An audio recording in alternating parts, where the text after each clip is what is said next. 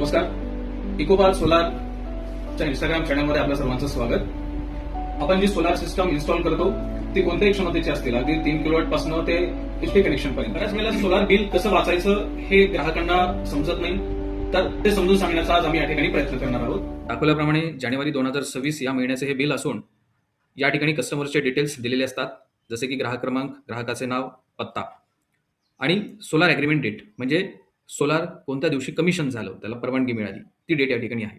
त्यासोबत ग्राहकाचा प्रकार हे रेसिडेन्शियल बिल आहे.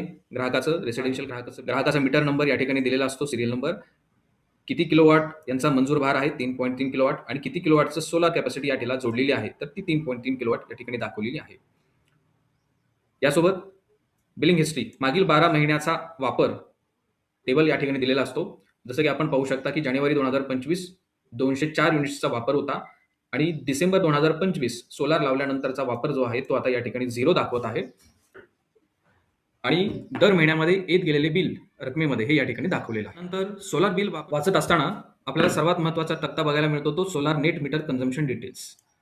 हा काय आहे, तर यामध्ये इम्पोर्ट या तक्त्यामध्ये करंट रिडिंग आणि प्रिव्हियस रिडिंग. करंट रिडिंगमध्ये चालू महिना म्हणजे जानेवारी या महिन्यामध्ये घेतलेली रिडिंग आणि प्रिव्हियस रिडिंग मागील महिन्यामध्ये घेतलेली रिडिंग म्हणजे डिसेंबर.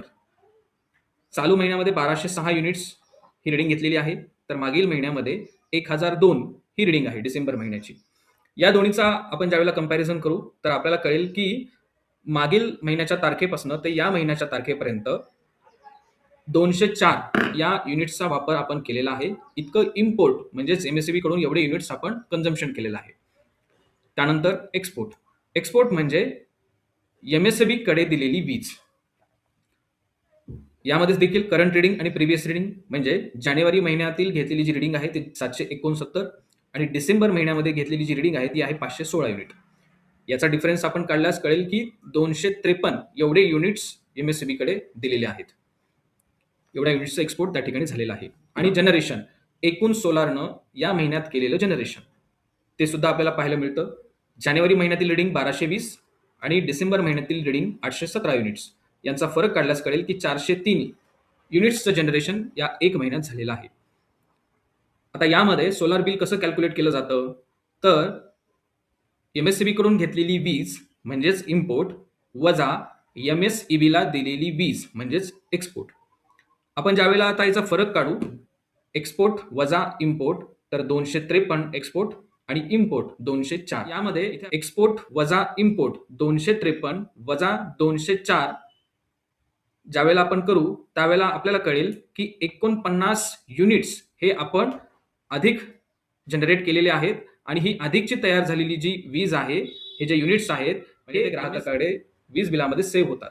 मग आता आपल्याला इथं पाहायला मिळेल की प्रिव्हियस बँक म्हणजे मागील महिन्यापर्यंत तुमची एमएससीबी कडे जमा असलेले युनिट्स ते होते 115 आणि चालू महिन्यामध्ये ते किती झाले 164 युनिट. हे कसं काय, तर ज्या वेळेला आपण 253 वजा 204 एक्सपोर्ट वजा इम्पोर्ट करतो त्यावेळेला हा जो फरक आलेला आहे 49 युनिट्सचा, जे की अतिरिक्त वीज निर्मिती झालेली आहे ती ग्राहकांच्या खात्यामध्ये पुन्हा पुढच्या महिन्यामध्ये ऍड होणार आहे, तर ती 115 अधिक 49 164 युनिट होतात आणि ती या महिन्यामध्ये रिडिंग जी झालेली आहे ती 164 युनिट्स आता आपली वीज बिलामध्ये जमा आहेत, जी दर महिन्यामध्ये कॅरी फॉरवर्ड होत जाणार आहेत.